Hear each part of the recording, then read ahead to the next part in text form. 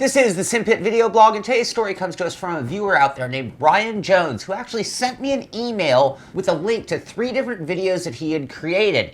And I'm blogging the story today because it's that time of season. It is DIY time of season. And why? Because most of racing is closed down. We're in that off season. We're sitting here trying to wonder what to do with ourselves on the weekends. And I'm telling you, the perfect thing to do during the off season is work on your rig in some way, shape, or form. That's why I'm blogging this story today. And so Ryan sent me these 3 videos from his channel, Jonesy Boys Electric. And he did videos that take a Logitech dual action controller and turn it into a button box for PC sim racing. Now, what is really interesting to me about this is, if you look at this pile of a mess, this is an Xbox controller that will also work on the PC. And I had a friend of mine from the show, his name's Crassy, and he had asked me to please do a video showing how to take a controller and turn this into a $5, basically it's a plug-in controller, turn it into a $5 button box essentially. And what it was going to require is breaking down the entire thing, figuring out to wire in some new buttons, and creating a button box. As you can see, I've gotten knee deep into this project, but I didn't finish it off because basically I didn't go buy the buttons yet and start figuring out where to tap them in.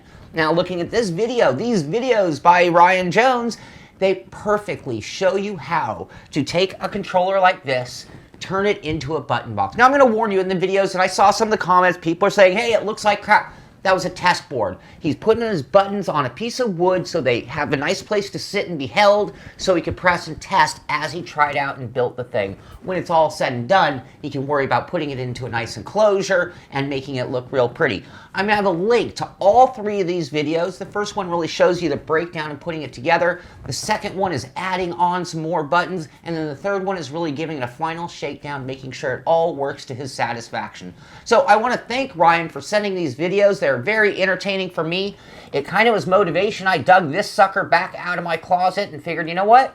Time to start working on this. So hopefully I'll have one that works with this kind of controller. And it's really endless. I mean, this one even has shakers in it that respond to certain things. Well, I guess that would be depending on the game being able to send those signals. But they could even be utilized depending on what you were doing. So, again, this isn't your normal video blog. If you're looking for a cheap DIY project to get a button box on your rig, this is a great idea, whether you're using a dual action controller or an Xbox controller, or it could be anything. It doesn't even have to be a controller. Maybe it's some kind of gamepad or something. This is just an idea of a way to turn something functional into a different version of something functional and use it in the manner we want as sim racers. Because honestly, I wouldn't want to have this sitting next to me trying to operate buttons. Break this down, turn it into a nice button box, and I'm in good action. So I hope you've enjoyed this project. Hopefully it'll motivate you out there to give something a shot. And if you do, please send me some pictures of your work. I'd love to see how it came out, what it looked like on your rig. Maybe I'll feature it on the show so it can be motivation for everybody else. This is the Simpit video blog, and I'll see you on the track.